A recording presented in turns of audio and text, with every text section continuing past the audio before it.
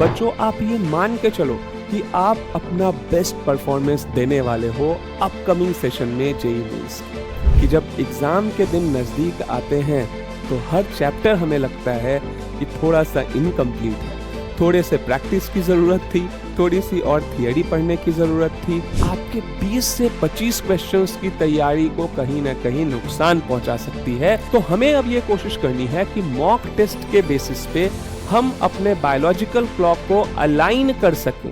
Hello बच्चों, JEE mains 2026 is approaching and I am sure आप सब ये सोच रहे होंगे कि what should be the correct strategy for last 15 days.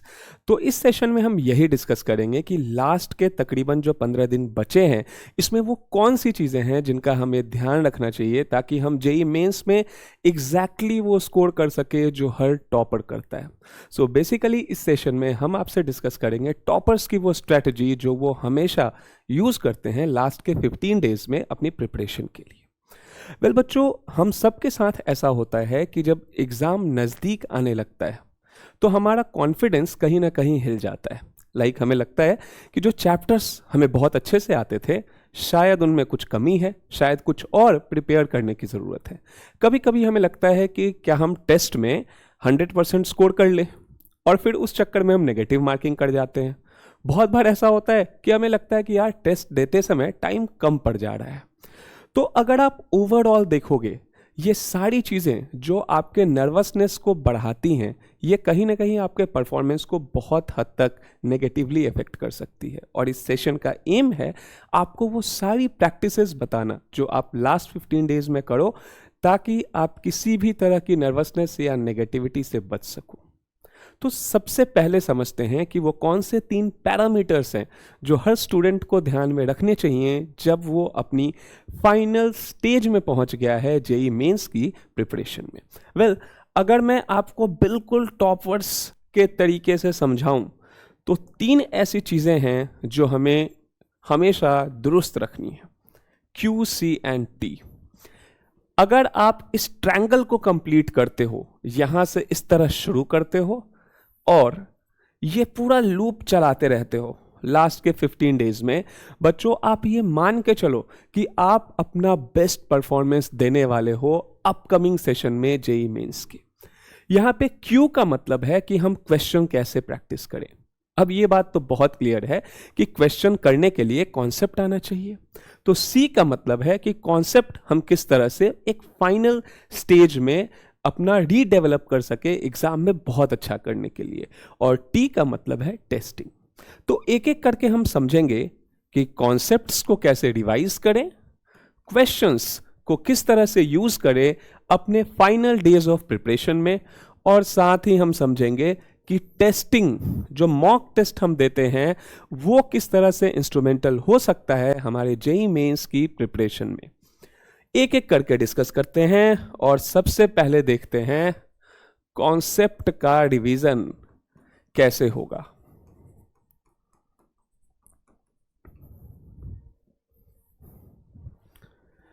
देखो, एक चीज ऐसी है जिससे ऑनेस्टली आप सब अग्री करोगे कि जब एग्जाम के दिन नजदीक आते हैं तो हर चैप्टर हमें लगता है कि थोड़ा सा इनकम्प्लीट है, थोड़े से प्रैक्टिस की ज़रूरत थी, थोड़ी सी और थियरी पढ़ने की ज़रूरत थी। तो इसलिए हमारे लिए ये बहुत ज़रूरी है कि हम इस तरह के कंफ्यूजिंग स्टेट ऑफ माइंड से बचें, और उसके लिए ज़रूरी है टू द पॉइंट रिवीजन।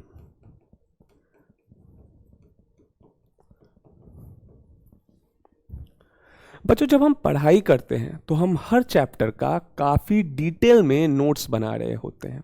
छोटे से छोटे कॉन्सेप्ट को हम डिटेल में लिखते हैं, उस पे बहुत सारे PYQs और जो भी उससे अलाइंड क्वेश्चंस हैं उनको प्रैक्टिस करते हैं।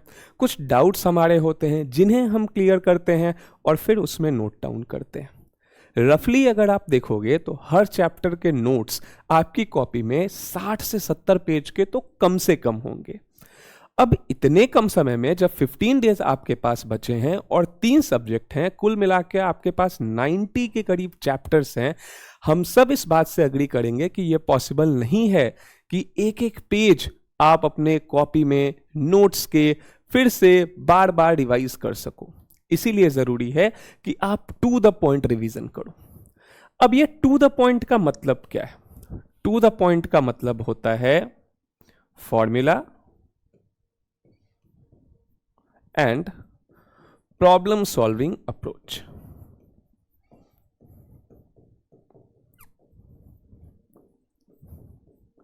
तो अगर इन दोनों एस्पेक्ट्स की आप बात करते हो, फॉर्मूला और problem solving approach on each concept, तो आपको फिर मिलता है एक शॉर्ट नोट्स का फॉर्मेट, जो कि एक ऐसे चैप्टर को जिसे आपने 60 to 70 पेजेस में पढ़ा था, उसे रेस्ट्रिक्ट कर देता है 2 से 3 पेज के सिंपल, क्रिस्प और प्रेसाइज शॉर्ट नोट्स में। जैसे ही आपके पास एक well developed short notes revision के लिए अवेलेबल होता है, जो आई एम श्योर आप सबने अभी तक प्रिपेयर कर लिया होगा, वैसे ही आपके रिवीजन का टाइम दोस्तों आप मान के चलो 1/10 ऑफ स्टडी हो जाता है। और जैसे ही आपके रिवीजन का time 1/10 of your study hour हो जाता है किसी भी चैप्टर के लिए, वैसे ही ये रिवीजन बार बार की जा सकती है। और बार बार होने वाली जो रिवीजन होती है वही आपको एक अलग तरह का कॉन्फिडेंस देती है, डिसीजन मेकिंग पावर देती है मॉक टेस्ट के दौरान कि किस क्वेश्चन को पहले अटेम्प्ट करें, किस सब्जेक्ट को पहले अटेम्प्ट करें, या फिर किस क्वेश्चन को स्किप कर दें। तो ये डिसीजन मेकिंग पावर जो आती है पेपर सॉल्व करने के दौरान क्वेश्चंस को लेके, ये बनती है टू द पॉइंट रिवीजन से, जो कि बार बार आपको करना है सो दैट आप कॉन्फिडेंट रहो हर चैप्टर के लिए। अब एक और चैलेंज आता है दोस्तों, वो ये आता है कि सर हमें ऐसा लग रहा है कि कुछ चैप्टर्स रह गए हैं, कुछ बैकलॉग रह गया है, अब लोग कह रहे हैं कि ये चैप्टर पढ़ लो, इससे क्वेश्चन आ सकता है, तो फिर क्या करें? क्या लास्ट 15 डेज में कोई नया चैप्टर, कोई नई थियरी, कोई नया टॉपिक हम वापस से पढ़ें या फिर फ्रेश पढ़ना शुरू करें? दोस्तों इसका आंसर है बिग नो। ऐसी गलती आपको बिल्कुल नहीं करनी चाहिए। जैसे अगर मैं आपको कहूं कि ऐसी गलती नहीं करनी चाहिए, तो आपके मन में सवाल आएगा कि फिर तो जो क्वेश्चन इससे आने वाला है, कहीं वो छूट गया पेपर में, तब तो नुकसान हो जाएगा। तो इसके पहले कि आप कुछ भी नेगेटिव सोचो, हम ये समझते हैं कि आखिर किसी नए चैप्टर की पढ़ाई अब इन आखिरी 15 दिनों में नहीं करने से आपको क्या फायदा होगा? वेल, अगर आप एक चैप्टर पढ़ते हो और जेईई मेंस जैसे एग्जाम के लिए पढ़ते हो, जिसमें आपको पता है कि थोड़ोली कहीं से भी क्वेश्चन फ्रेम हो सकता है, वो आपका कम से कम 15 से 20 घंटे का इफेक्टिव स्टडी आवर ले जाएगा। अब अगर 15 से 20 घंटे का इफेक्टिव स्टडी आवर आप एक चैप्टर में दे रहे हो, तो आप मान के चलो कि जो शॉर्ट नोट से रिवीजन करने की बात हमने बिल्कुल अभी थोड़ी देर पहले की थी, वो सिर्फ एक चैप्टर के कारण डिरेल हो जाएगा। यानी एक नए चैप्टर की पढ़ाई, एक क्वेश्चन की तैयारी आपके 20 से 25 क्वेश्चंस की तैयारी को कहीं ना कहीं नुकसान पहुंचा सकती है, क्योंकि 15 घंटे में तो एक पूरा सब्जेक्ट ही रिवाइज हो सकता है शॉर्ट नोट से। यही कारण है कि मैंने आपको यह सजेशन दिया कि आखिरी के 15 दिनों में किसी भी नए चैप्टर की पढ़ाई करने की आपको जरूरत नहीं है, क्योंकि ये अगेन आपके पूरे प्रिपरेशन प्लान को नुकसान पहुंचा सकता है। अगर 2-3 चैप्टर ऐसे हैं भी जो आपके कमजोर हैं, या फिर जो आपको लगता है कि आपको दोबारा से पढ़ने चाहिए, उसकी जगह आप फोकस करेंगे कि टू द पॉइंट रिवीजन हो, जो चैप्टर्स आपके स्ट्रांग हैं सिर्फ उन चैप्टर्स का। यानी कि कॉन्सेप्ट को मास्टर करने के लिए अगर मैं आपसे नटशेल में बात करूं, तो सिर्फ और सिर्फ आपको जरूरत है रिवीजन फ्रॉम शॉर्ट नोट्स, और आपको कुछ भी करने की जरूरत नहीं है। अब जब आप शॉर्ट नोट्स से रिवीजन कर रहे हो, तो नेक्स्ट आपके मन में जो चीज आनी चाहिए वो ये कि आखिर इन कॉन्सेप्ट्स को जिन्हें हम बार बार रिवाइज कर रहे हैं, इन्हें आजमाएं कैसे, कैसे हम क्वेश्चन सॉल्व करें। तो अब हम डिस्कस करेंगे कि हर क्वेश्चन को अटेम्प्ट करने की करेक्ट स्ट्रेटजी क्या होती है, और एक और बड़ी बात कि इतने कम समय में हम क्वेश्चन अटेम्प्ट करें भी या ना करें। और करें तो कहां से करें।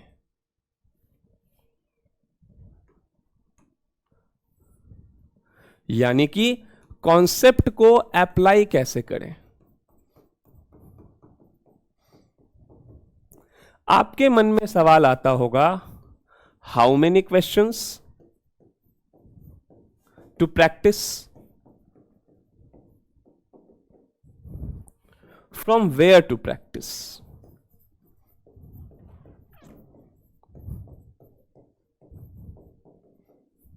और एक क्वेश्चन पे कितना समय दें।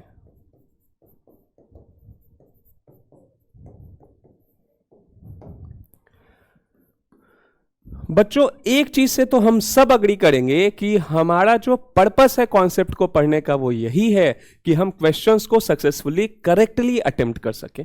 तो सबसे पहले ये कि अब इन लास्ट 15 डेज में आखिर हम कितने क्वेश्चन प्रैक्टिस करें हर चैप्टर से। अब समझते हैं इसे कैसे करना है। जिस भी मटेरियल को, असाइनमेंट को, पीवाईक्यू बुक को आपने यूज किया होगा थ्रू आउट द ईयर अपने पढ़ाई के लिए, उन सब में आई एम श्योर कुछ ऐसे क्वेश्चंस रहे होंगे जिन्होंने आपको बार बार परेशान किया होगा। आपने एक बार सॉल्व किया, आपसे नहीं हो पाया, आप अपने टीचर के पास गए, आपने उनसे डाउट पूछा, डाउट समझने के बाद प्रैक्टिस किया, फिर से फंसे, बाद में कभी रिवाइज किया, फिर से फंसे। ऐसे कुछ रेयर क्वेश्चंस हर चैप्टर में आपने फेस किए होंगे। अब ऐसे जो क्वेश्चंस होते हैं वो रिफ्लेक्ट करते हैं उन कॉन्सेप्ट्स को जो चाहे अनचाहे आपसे कमजोर छूट गए हैं, या फिर जहां पे आपको नर्वसनेस होती है, आपका कॉन्फिडेंस हिल सा जाता है। तो आपको उन सिलेक्टिव क्वेश्चंस को ही प्रैक्टिस करना है। स्ट्रॉन्ग डाउट बेस्ड जो आपके क्वेश्चंस हों, सिर्फ उनको प्रैक्टिस करना है। And I am very sure किसी भी चैप्टर में अगर आपने 250, 300, 500 सवाल प्रैक्टिस किए थे अपने पढ़ाई के दौरान, तो ऐसे क्वेश्चंस आपको हार्डली 10 से 15 मिलेंगे। तो आपका जो रिवीजन है वो फोकस्ड होना चाहिए इन 10 से 15 क्वेश्चंस पे, जो कि आपके कॉन्सेप्ट्स को कहीं ना कहीं री इनकलकेट करते हैं, री इग्नाइट करते हैं आपके दिमाग में। अब दूसरा सवाल आपके मन में आ सकता है कि कहां से प्रैक्टिस करें। जैसा कि मैंने आपको बताया, किसी भी न्यू सोर्स को अब क्वेश्चन के लिए यूज करने की जरूरत नहीं है। जो PYQ book, PYQ sheet, DPP या फिर असाइनमेंट आपने सॉल्व किया था, वही आपके ultimate question practice, ultimate revision का जरिया होगा। आपको उन्हीं से बार बार अपने क्वेश्चंस को, ये जो क्वेश्चंस हमने ऊपर आइडेंटिफाई किए, उन्हें प्रैक्टिस करना है। So this is the second most important thing. अब हमसे पूछा जा सकता है कि भाई एक क्वेश्चन को हम कितनी देर अप्रोच करें, यानी कि 5 मिनट, 2 मिनट, 1 मिनट, या फिर पढ़ के ही आगे बढ़ जाए। तो इसको समझते हैं। This is most important thing. Questions को जो लास्ट 15 दिनों में हमें प्रैक्टिस करना है, उसमें सबसे इंपॉर्टेंट चीज यही है, क्योंकि अल्टीमेटली आपको मुश्किल से 3 घंटों का समय मिलेगा जिसमें आपको 75 क्वेश्चंस अटेम्प्ट करने हैं। तो हर क्वेश्चन पे दिया जाने वाला टाइम, हर क्वेश्चन की टाइमिंग, अप्रोचेबिलिटी बहुत इंपॉर्टेंट हो जाती है। तो इस पॉइंट को हम अलग से डिस्कस करेंगे। देखो, जब भी कोई क्वेश्चन आप अटेम्प्ट करते हो, चाहे वो फिजिक्स का हो, चाहे केमिस्ट्री का हो, या फिर मैथ्स का हो, किसी भी सब्जेक्ट का हो, सबसे पहले आप आइडेंटिफाई करो टॉपिक, फिर आप आइडेंटिफाई करो सब टॉपिक। कभी कभी होता है कोई क्वेश्चन मल्टीपल कॉन्सेप्ट को यूज कर रहा हो, तो सब टॉपिक्स को आइडेंटिफाई करो। फिर आप देखो कि कैलकुलेशन की अप्रोच क्या है।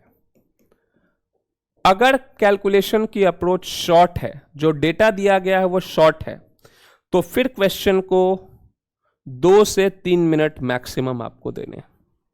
अगर कैलकुलेशन की अप्रोच शॉर्ट है तो आपको 2 से 3 मिनट देने हैं।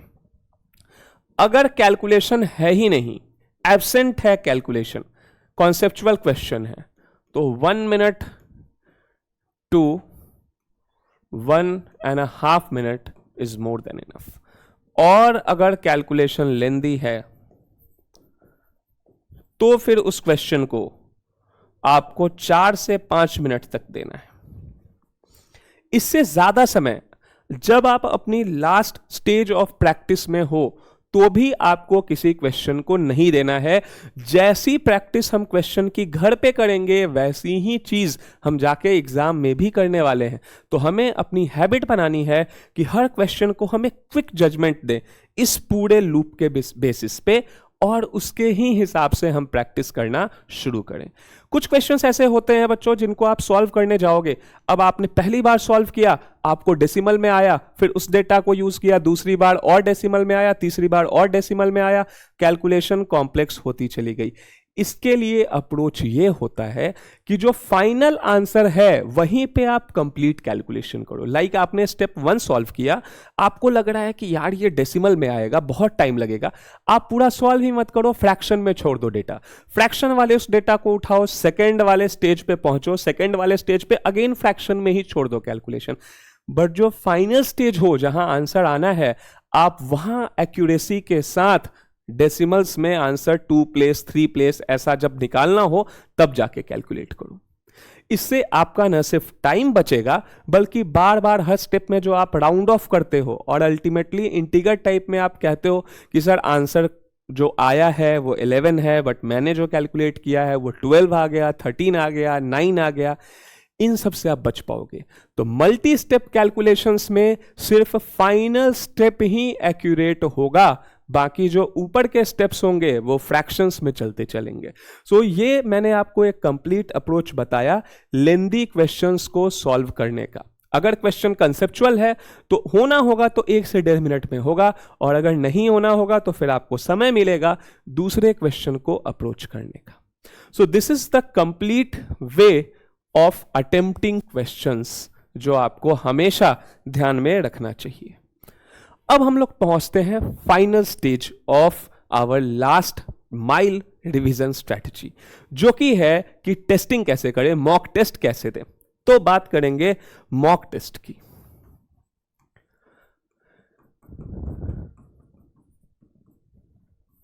मॉक टेस्ट पे बात करने से पहले बच्चों हम समझेंगे कि बायोलॉजिकल क्लॉक का इंपॉर्टेंस क्या होता है। देखो आप सब जानते हो जेईई मेंस 2 ही शिफ्ट में हो सकता है, मॉर्निंग शिफ्ट में होगा या फिर इवनिंग शिफ्ट में होगा। बट अपने प्रिपरेशन के दौरान हम सब ने अपने कंफर्ट के हिसाब से अपने पीक स्टडी आवर्स बना लिए होते हैं। कुछ बच्चे ऐसे होते हैं जो कहते हैं सर हमें तो रात के 12 बजे से सुबह के 5 बजे तक पढ़ने में बहुत मजा आता है। कुछ बच्चे होते हैं कहते हैं सर दोपहर को पढ़ने में मजा आता है, कुछ कहते हैं शाम को पढ़ने में मजा आता है। बट एग्जाम जो है वो तो 2 ही शिफ्टों में होना है। तो बायोलॉजिकल क्लॉक का मतलब होता है वो टाइम या फिर वो ड्यूरेशन जिसमें हमारी ब्रेन अपनी मोस्ट एक्टिव स्टेज में होती है। तो हमें अब ये कोशिश करनी है कि मॉक टेस्ट के बेसिस पे हम अपने बायोलॉजिकल क्लॉक को अलाइन कर सकें जो टाइमिंग होने वाली है जेईई मेंस की उसके साथ। यानी जब भी आप मॉक टेस्ट दोगे आप 2 ही शिफ्टों में देने की कोशिश करो, मॉर्निंग शिफ्ट 9 से 12 की और इवनिंग शिफ्ट 2 या 3 बजे से आप इसे अटेम्प्ट कर लो। पहला अब जो समय बचा है ना, इसमें मॉक टेस्ट के नंबर से ज्यादा इंपॉर्टेंट होता है मॉक टेस्ट लगाने का जो क्वालिटी आपने मेंटेन कर रखा है वो। यानी कि हम सिर्फ मॉक टेस्ट नहीं देंगे, हम देंगे क्वालिटी मॉक टेस्ट। अब क्वालिटी मॉक टेस्ट का पहला जो फीचर है वो यही है कि आप अपने बायोलॉजिकल क्लॉक को करेक्ट कर रहे हो। क्या कहा मैंने? बायोलॉजिकल क्लॉक, यानी कि वो पीक टाइम ड्यूरेशन जिसमें आपका ब्रेन मोस्ट फोकस्ड स्टेज में होता है, और वो यही दोनों होनी चाहिए। सेकंड कि ठीक है हम मॉर्निंग में पेपर देने बैठ गए 3 घंटे के लिए या इवनिंग में पेपर देने बैठ गए 3 घंटे के लिए, बट उस टाइम जब हम मॉक टेस्ट को दे रहे हैं हमें किन बातों का ध्यान रखना चाहिए? Like which subject to start, आखिर कौन से सब्जेक्ट से स्टार्ट करें। दूसरी चीज आपके दिमाग में जो रहनी चाहिए, how much time to each subject.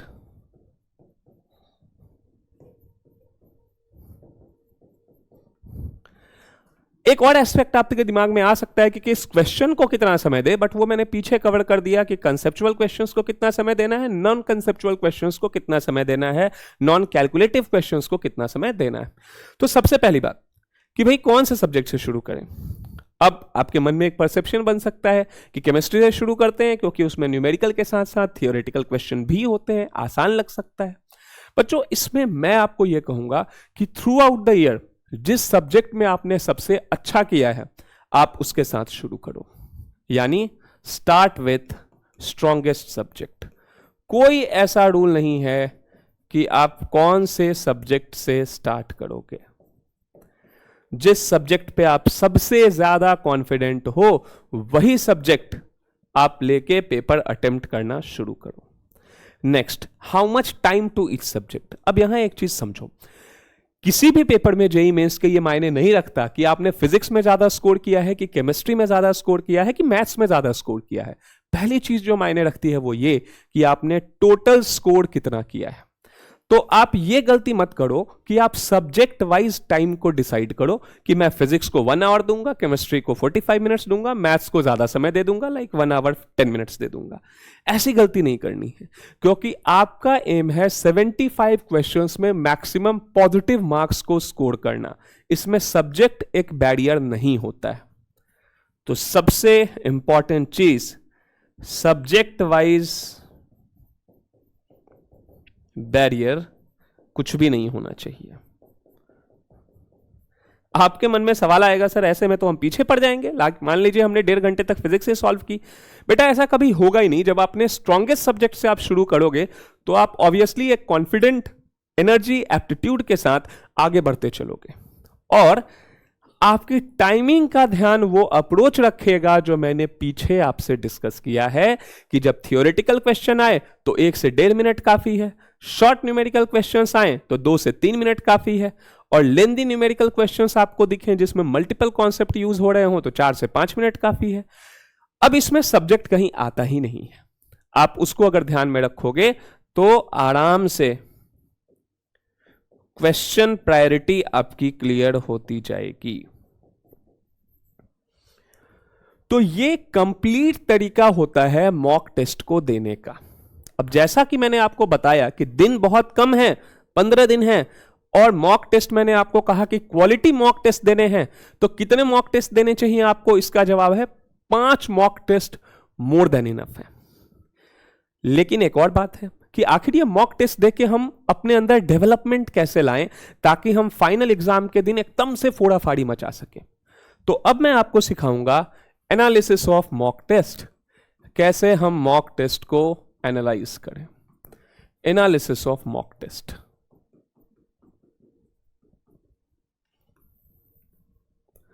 देखो, मॉक टेस्ट के अंदर 3 चीजें आपको हमेशा एनालाइज करनी चाहिए। लाइक आपको सबसे पहले एनालाइज करना चाहिए कि आप डेटा करेक्ट फिलिंग कर रहे हो या नहीं। पता चला आपने पेपर तो बहुत अच्छे से दिया बट आंसर्स गलत मार्क कर दिए, ये नहीं होना चाहिए। अपने ही डिटेल्स गलत मार्क कर दिए, ये भी नहीं होनी चाहिए।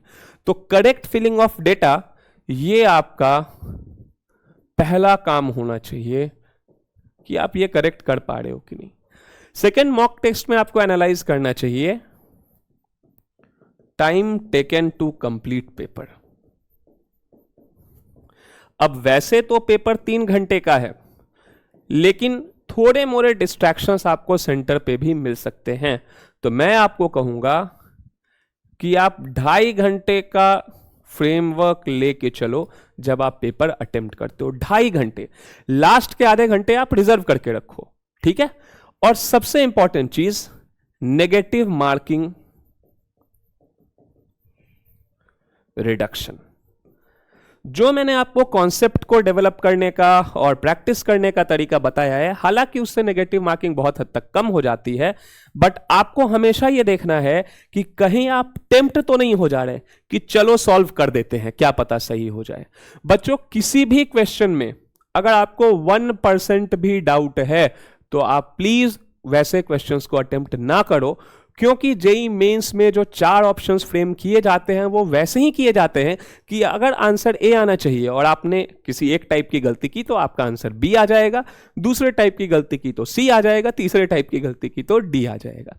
यानी कि नेगेटिव मार्किंग रिडक्शन का जो सबसे की क्राइटेरिया है वो यही है कि आप 1% डाउट पे भी किसी क्वेश्चन को अटेम्प्ट बिल्कुल मत करिए। अगर आप ऐसा करोगे तो आप मॉक टेस्ट को बहुत अच्छे तरीके से यूटिलाइज कर पाओगे अपने प्रिपरेशन को एक बेस्ट लेवल पे ले जाने के लिए, और एग्जैक्टली एक टॉपर की तरह नहीं बल्कि एक टॉपर बन के निकलोगे आप पेपर से।